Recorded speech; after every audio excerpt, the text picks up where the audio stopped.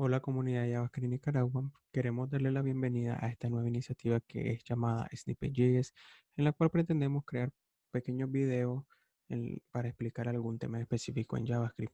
Queremos dar inicio con los arrays en JavaScript.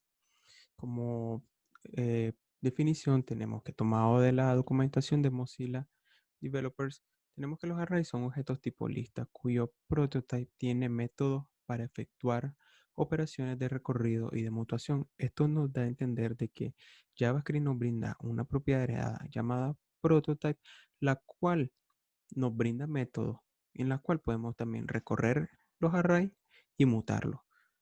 Quiere decir de que podemos cambiar el contenido de nuestros arrays y podemos acceder a esos contenidos brindándole la dirección.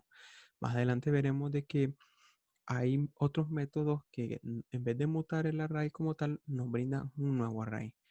También es importante mencionar que ni la longitud de un array en JavaScript ni los tipos de sus elementos son fijos, a diferencia de otros lenguajes de programación como Java, C, C Sharp, donde tenemos que definir la longitud. En JavaScript no ocurre eso, ni tampoco definir el tipo de sus elementos. Si quisiéramos ocupar eso, podríamos hacerlo utilizando TypeScript, que viene siendo un JavaScript con esteroides o el superset de JavaScript, más que todo. También tenemos que, como ejemplo, vamos a utilizar los canales de comunicación y contenido de JavaScript en Nicaragua, de la comunidad. Como contenido tendríamos lo que son los canales, que Slack, Facebook, WhatsApp, Twitter, Instagram y YouTube, dando un total de 6 elementos en nuestro array. Esa sería la longitud. Muy importante siempre tener en cuenta la longitud de nuestro array. A veces la conocemos, a veces no. Como decíamos anteriormente, no son fijas. Una de las maneras en cómo podemos declarar un array en JavaScript con la palabra reservada, const, el nombre de la variable, a nuestra conveniencia, y los elementos. En este ejemplo, esta es la manera en cómo lo estamos inicializando o creando. Hay distintas maneras, pero quisimos tomar este para iniciar. También tenemos los índices y posiciones. Esto es muy importante porque JavaScript se apega al patrón de empezar los índices de 0 y llegar hasta n. ¿Por qué índice y por qué hablar de posiciones? Porque esta es la manera en cómo accedemos a los elementos de un array.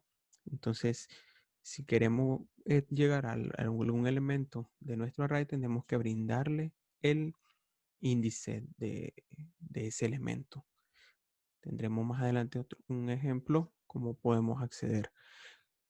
¿Cómo podemos acceder? Realmente, ok, tenemos la variable que ya la declaramos, que se llama redes sociales, JSNIC, y entre corchetes ponemos el índice. Como primer ejemplo, tendríamos que redes sociales JSNIC con índice 3, tendríamos el elemento llamado Twitter. Entonces, si vemos 0, 1, 2, 3, bien tenemos el elemento correctamente. También tenemos el segundo ejemplo con el índice 5, que vendría siendo YouTube.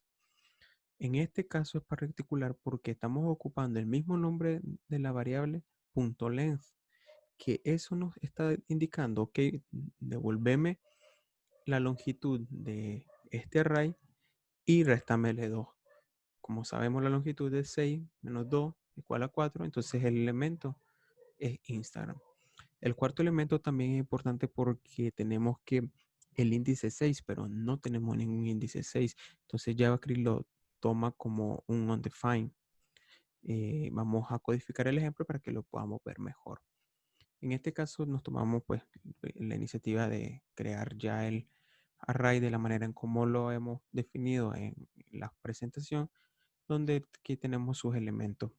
Vamos a ir descomentando cada una de estas líneas de código para ir viendo que estén correctamente eh, seteada el acceso a esos elementos. En el primer ejemplo teníamos que era el índice 3, que era Twitter. En el segundo, el índice 5, que era YouTube, y está correcto también. El tercer ejemplo era uno de los casos particulares en donde teníamos acceso a la propiedad length, donde nos brindaba la longitud de nuestro array. Menos 2, que decíamos que era el índice 4, que es el elemento Instagram. Y el último ejemplo que era cuando brindábamos un índice que no existía.